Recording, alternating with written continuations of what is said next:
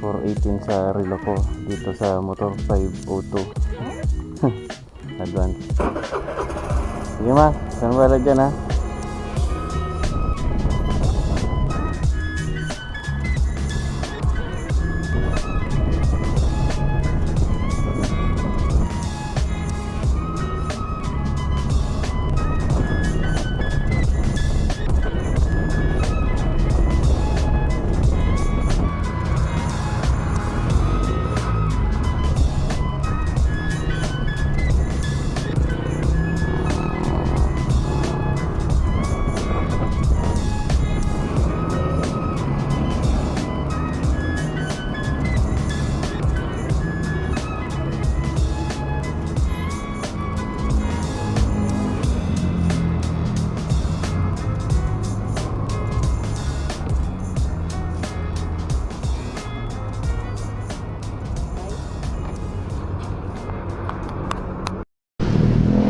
Alright. Good morning mga padi, mga madi. Isa na namang motovlog or motovlogging ang gagawin namin ngayong araw na to. So today is Sunday, October 29, 2023. So tomorrow is election day, so holiday. Kaya sulitin ang long weekend, very long weekend. So pupuntahan namin ngayon isa sa mga sikat na pinupuntahan ng mga nagpo-motovlog sa may Masinloc. Siguro alam niyo naman kung anong lugar yun sa may Masinloc. Hype na hype ang lugar na yun ngayong dito sa mga panahon kasi ang daming nagpo-vlog doon. So pupuntahan natin ang Mapanuerte Lake. Mapanuerte Lake. Ay hindi pala, Coto Mines. So alam niyo 'yon, Coto Mines. So 'yon. So try namin ma-experience kung anong meron doon. Kasi based sa mga video is talagang maganda. So titingnan natin personally kung talagang maganda yung lugar. So kasama natin ngayon, siyempre si Mrs. si Agod. Okay, so magde-date kami ngayong araw na to. Siyempre gamit ko pa rin yung ating Bergman 125. Yan. Si Bugoy. Si Bugoy. So kasama natin si Bugoy din. Hindi mo nang pansinin yung sugat ko sa labi. Pero pagaling na rin yan. So samahan nyo kami ngayong araw na to. Sana hindi tayo hindi ganun karaming tao doon ngayon kasi long weekend eh. Kaya sige, tingnan natin mamaya. So sa ngayon almusal muna kami. Umalis pala kami kanina ng 4 past 4:16 na no? 4:16 na ng umaga. So ang oras ngayon ay 5:50. So magsi-6 na. Nandito pa lang kami sa may Valenzuela. So mahaba-haba pang biyahe. I think mga 5 hours pa. So sige, mamaya ulit. So almusal muna kami. Almusal muna kami. Tapos mamaya dahil so mamaya ulit ha.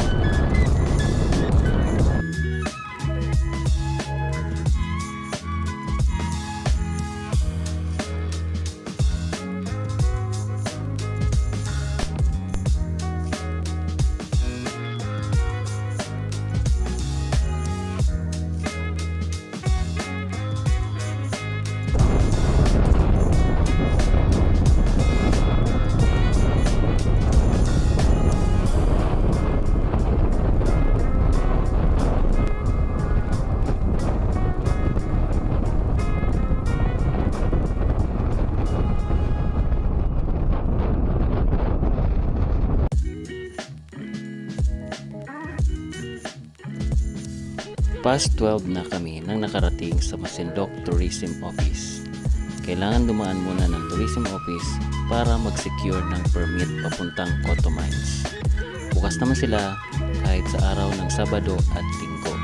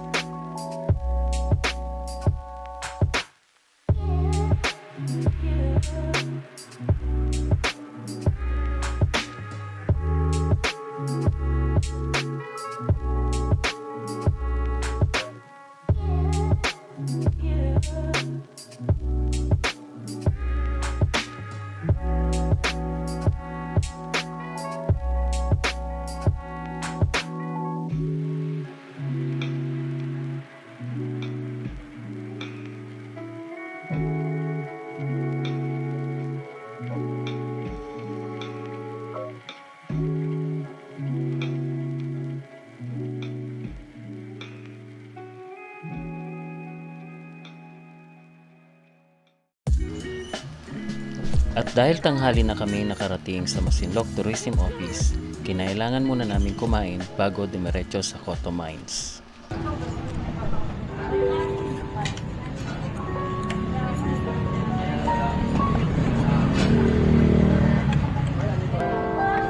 So parang ano pala? Parang ano pala? Ano yung sabi? Alright, tapos nang kumain ng tanghalian. So didiretso na tayo sa Coto Mines. 1 hour and 22 minutes. So oras na, anong oras na ba? 1:50, magto-2. So expect na natin mga past 2, 3. Siguro magpo-4 na. 4 na siguro tayo makakarating doon.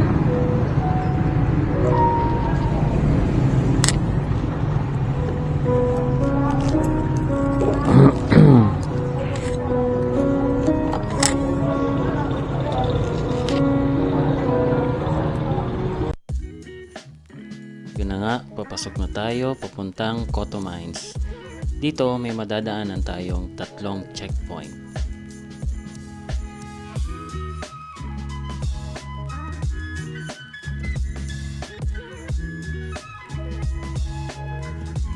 Sa bawat checkpoint ay kailangan nating ipakita ang permit na nakuha natin sa Tourism Office.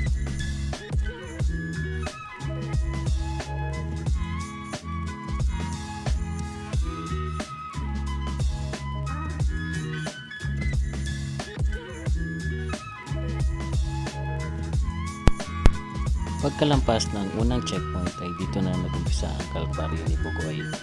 Sa unang part ng daan ay malubak, kasunod ng sementado na maiksi, susundan ng malubak ulit at sementadong medyo mahaba at susundan ng napakahabang malubak. Kapag malapit ka na sa campsite ay may sementadong maiksi at lubak hanggang sa campsite. May 17 bridges din kayong madadaanan papasok ng Coto Mines.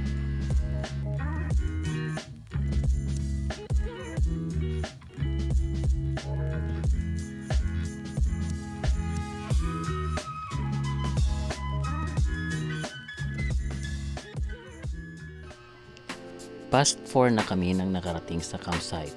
Medyo madilim na, kaya binilisan namin ang pag-fix ng tent. Kaya kung mapapansin nyo, sobrang bilis namin, no?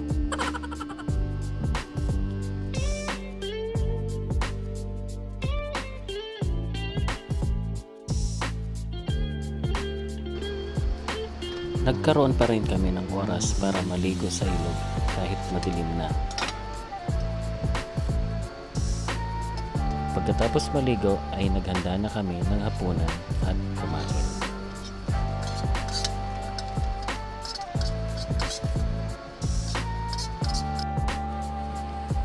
Dahil pagod sa biyahe ay maaga kami nagpahinga.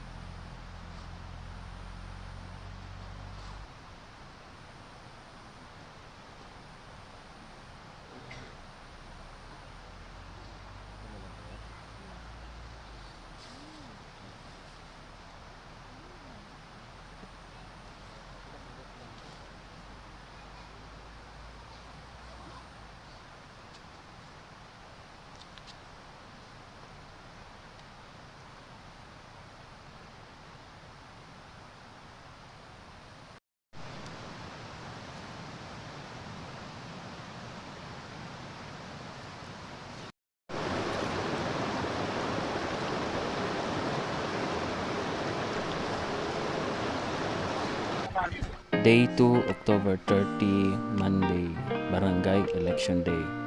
At ganito ang sitwasyon ng campsite. Ano nila?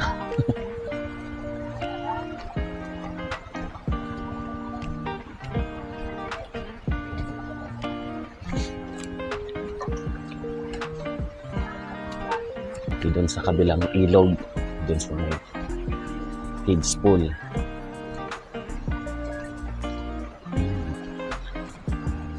Bili tayo ng tubig. Pabili po.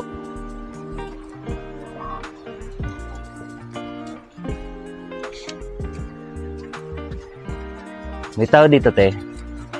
Wala. Ang tao, ang tindahan. Nung paninda namin, doon pa sa jeep, sira. Nasiraan. Kurang ang muli. Ngayon, sigarilyo, malang paninda. Mineral. Tubig, ayan. Okay lang ho. Okay lang, hindi malamig yan. Magkano po ba isa? Magkano po isa nito? Kaya, magkano po isa? Tubig. Yung maliit lang. Okay, 25. Sige, dalawa po.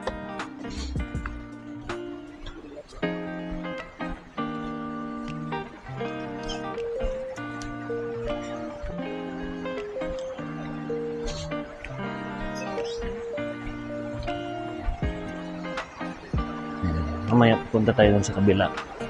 Tingnan natin mga kung gaano karami yung mga nagkakampong sa kabila. Saka try natin maligo din dun sa kabilang kabilang ilog nila.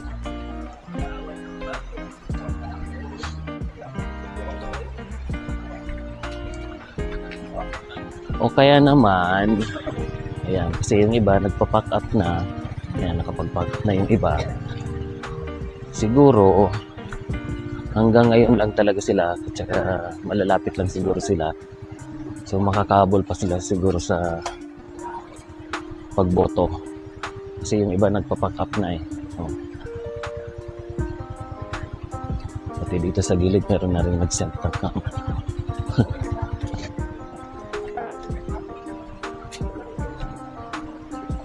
Pero marami pa rin. Okay lang marami, basta yung kalat. Yun lang dapat ang importante. Dapat hindi sila magkalat. Sayang naman yung ganda ng lugar. Kagaya niyan, iniwan lang. Kagabi, meron pa rin nagsisidatingan. Kahit mga alas 7, alas 8 na ng gabi, meron pa rin na dumadating. Kagaya nito, gabi na yan sila dumating. Tapos itong isa rin, gabi na rin yan sila.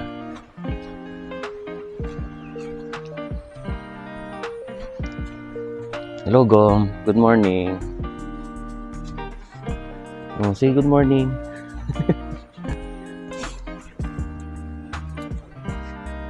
Sabi ng tal dito is may tubig naman daw doon sa likod ng mga bahay. Kaso, hindi namin sure. Pero sabi nila, pwede daw inumin. So, doon kami kumuha kagabi muna.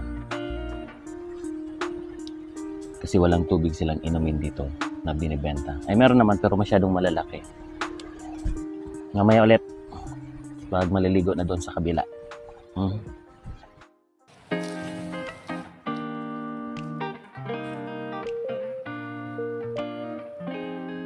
Pagkatapos ng masinsinang usapan namin ni Agong, napagdesisyonan namin na mag-stay pa ng isang gabi at kinabukasan na lang umalis. Anyway, long weekend naman, kaya sulitin na natin.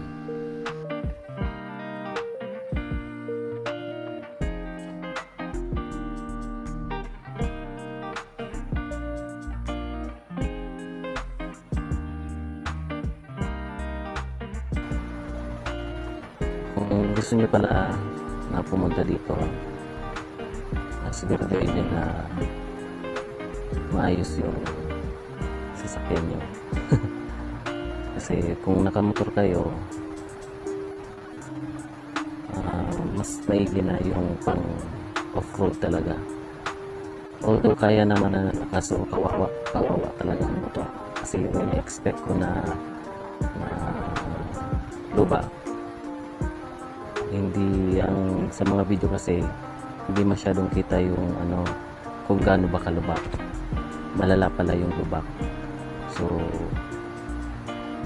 kung gusto nyo, pwede naman na yung mga kung anong motor nyo. Pero yun nga lang, parang mas maiging yung naka off-road kayo na motor, or bagay talaga dito yung mga mga 4x, yung mga pang off-road na na sasakyan. Kung SUV, okay lang mga SUV din. Tapos may tindahan, kaso mahal ang mga bilihin. So mas maigi rin na may baon na rin kayo. Ang maliit na tubig nila, 500 ml is 25 pesos. 25. So mahal na rin yun. Meron naman silang nabibilan dyan sa labas, 50 pesos. Yun, kailangan mo lang iutos. So makisuyo na lang kayo sa mga nagbabantay. So yun ang lang dito. Ang bilihin sa tindahan is mahal.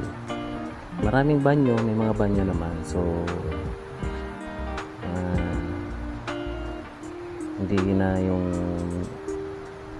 mag-ano ka pa ng sarili mong portable na bihisan, kasi maayos naman ang mga banyo nila dito. Ayun. So kung may bala kayo, make sure maayos ang motor nyo. Kasi ako, parang nagsisi ako na na dumiretso pa ako. Pero okay na rin din. Pero kawawa talaga si Buboy. Papacheck ko lang na siya pagdating namin sa bahay. Kasi baka mamaya may mga nahulog ng tornilyo. Kasi hindi ko talaga expect na ganun kalubak. Mabato. May mga parting kasi nung dumaan kami kahapon, umulan. Yan, may putik na rin. So, yun ang i-expect ko dito sa Cotto Mines. Kasi sa mga video na papanood ko, hindi masyadong na-emphasize yung daanan. Yun. So, hindi ko in-expect na ganun pala talaga ang lubak dito. Mga bato-bato ang dadaanan nyo. Yung 1 and 25 minutes, 1 hour and 55 minutes na supposed to be na pag naglagay kayo sa Google or Waze, aabutin kayo ng more than or yun, mga 2 oras or more than 2 oras ng biyahe papasok dito sa Cotto Mines. Kasi yun nga, hindi ka masyado makakapabilis ng takbo. Siguro ang takbo namin is nasa 10 kilometers per hour lang. Doon lang kami nakakabilis sa may parteng may sementado. Bali 3 part ang may sementado. Tapos merong part na napakahabang puro lubak, puro bato. Yun. Tapos bali yung tulay na madadaanan bali 17. Yung una mga maliliit na tulay, tapos pag malapit na kayo, palatandaan, palaki na yung mga tulay. So ang pinakahuli is yung malaki at mahaba ng tulay. Hindi naman ganun kahaba, medyo mahaba na. So yun ang last na tulay na madadaanan. So 16 na tulay, tapos pag malapit na, mga 3 medyo malalaking tulay yun. So yun ang madadaanan nyo papunta dito. So yun, so maliligo muna kami mamaya. Tapos siguro bukas ng alas 8 alis kami. Dagat naman kami. Okay? So mamaya ulit ako update.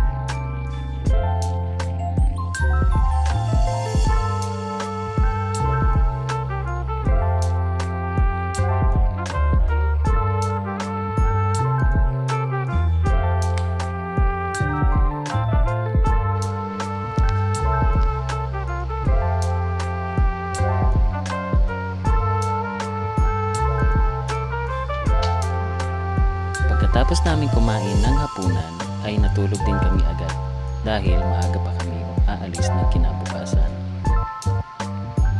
At dahil mahaba na rin ang video ito, part 2 na lang natin ang susunod na pupuntahan namin. Kaya kung hindi pa kayo nakapag-subscribe, baka naman subscribe at hit na rin ang notification bell para updated kayo sa mga susunod na adventures namin. Ngayon pa lang, maraming salamat.